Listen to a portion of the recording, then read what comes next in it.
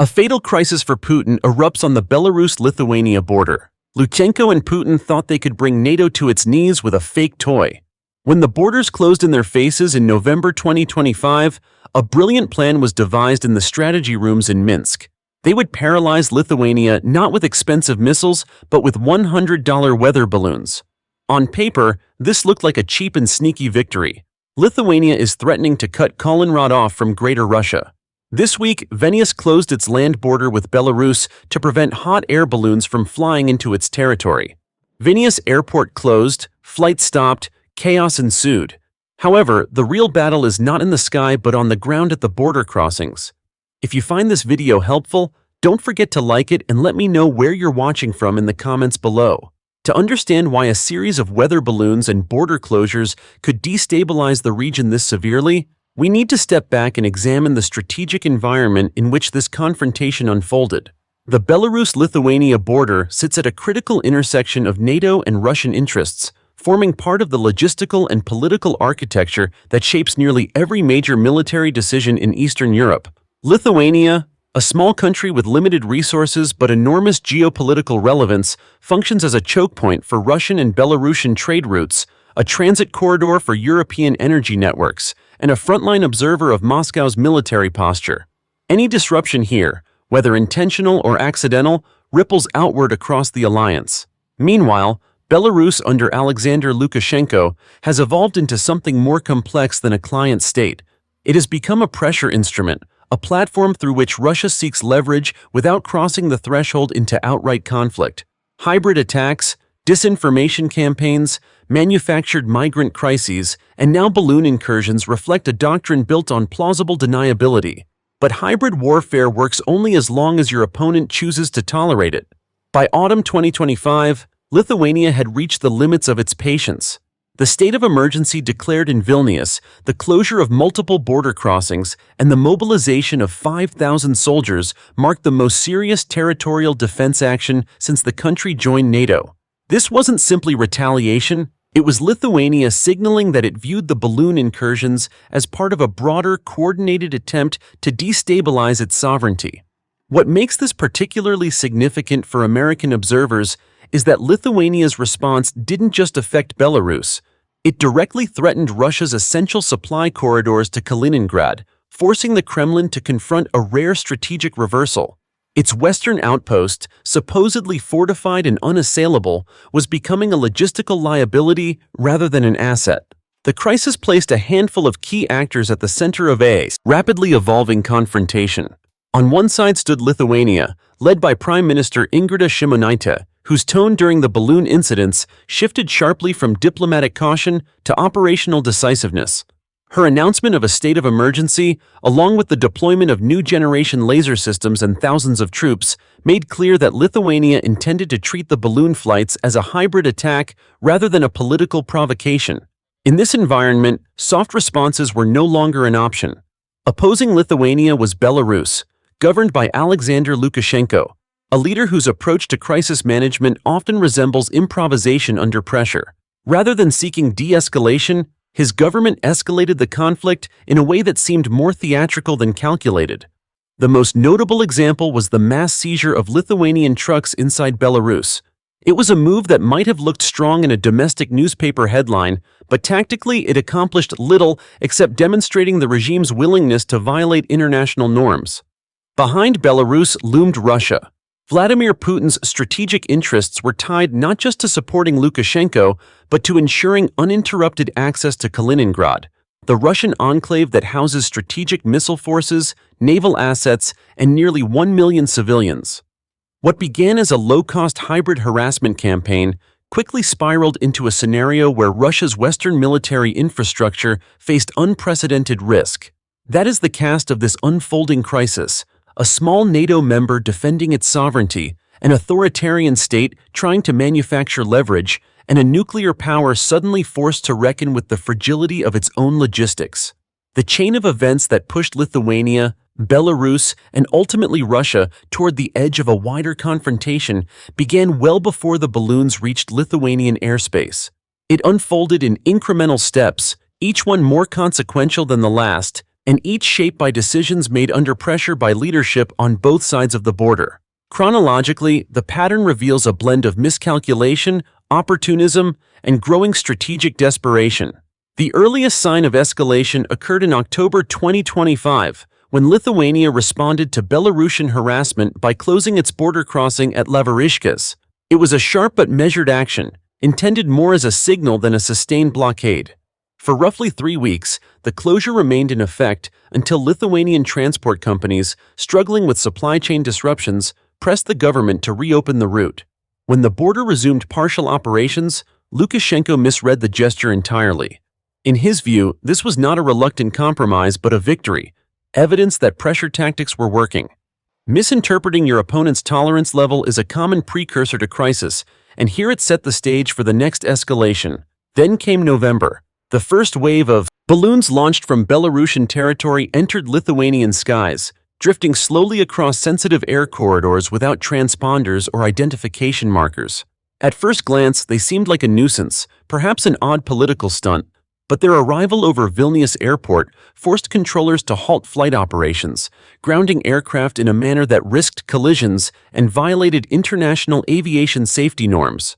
For nearly 11 hours, the airport, the largest in the country, shut down. Thousands of passengers faced delays, airlines lost millions, and what once looked like a harmless provocation abruptly became a genuine national security issue. On the ground, things deteriorated far more quickly. Belarusian authorities seized between 4,500 and 5,000 Lithuanian trucks, a staggering number that far exceeded the 1,100 figure publicly claimed by Minsk. Drivers reported hours of interrogations, confiscated documents, and long waits in freezing temperatures. Engines were turned off to save diesel, and supplies were running low. Within days, what began as a border dispute had escalated into a humanitarian emergency, one that could not be justified by any reasonable interpretation of normal diplomatic friction. When Lithuania referred to the situation as hostage-taking, the term was not exaggeration. It was an analytical description of the leverage Belarus believed it had created. But the decisive turning point came on November 29th. On that day alone, at least 60 balloons crossed from Belarus into Lithuanian territory, with 40 drifting into restricted aviation zones. The volume and coordination left little doubt that this was an organized operation, not random mischief. Lithuania's leadership concluded that allowing the situation to continue would risk both national security and NATO credibility. Prime Minister Šimonytė declared a national emergency. The military mobilized thousands of personnel. New generation laser systems were deployed to intercept incoming balloons. Border crossings, including several that had already been operating at limited capacity, were sealed entirely. Only 2 remained functional, and even those could be closed with minimal notice. Here's why that mattered.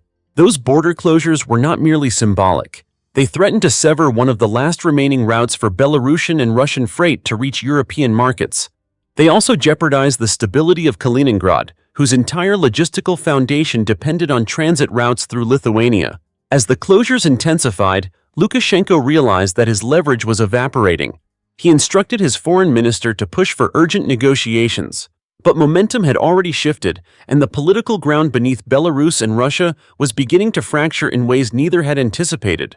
What began as a low-cost hybrid campaign had triggered one of the most consequential logistical crises Russia had faced in the Baltic region since the end of the Cold War. Understanding how this confrontation nearly escalated requires examining the technical and logistical foundations behind each move. While the balloons themselves were unsophisticated, the environment into which they were launched was not. Modern aviation corridors, even over small states, function with tight tolerances. A drifting object entering restricted airspace forces controllers to calculate potential collision paths, revise flight instructions, and, if the object is unidentifiable, halt operations entirely. In that context, a balloon is not a toy. It's a variable that civilian aviation systems are not built to track. Lithuania's decision to shut down its airport was not an overreaction. It was the correct application of aviation safety protocol. On the ground, border operations have their own tactical geometry. Freight corridors between Belarus and Lithuania support billions in trade, and their efficiency is rooted in predictable throughput. Closing 4 of 6 border gates effectively reduced capacity by 2/3. Any military planner can see the significance. A choke point does not need to be physically destroyed to be rendered useless. It only needs to be restricted. By November, Lithuania controlled the pace and flow of all traffic into its territory, turning the remaining operational crossings into strategic valves that could be tightened as needed. The seizure of thousands of Lithuanian trucks by Belarus introduced another layer of tactical imbalance. Trucks are not just commercial assets, they represent mobility, supply, and economic continuity. By confiscating them, Belarus created an artificial blockade within its own territory. But this decision carried a significant flaw. While Belarus gained temporary leverage, it also assumed responsibility for thousands of stranded foreign nationals and millions of euros in cargo. From a military logistics perspective, Belarus effectively created a massive encumbrance rather than a bargaining chip. Meanwhile, Lithuania's deployment of new-generation laser intercept systems illustrated a shift in its defensive capabilities. These systems, often used to neutralize drones or slow-moving aerial targets, offered precise engagement with minimal collateral risk.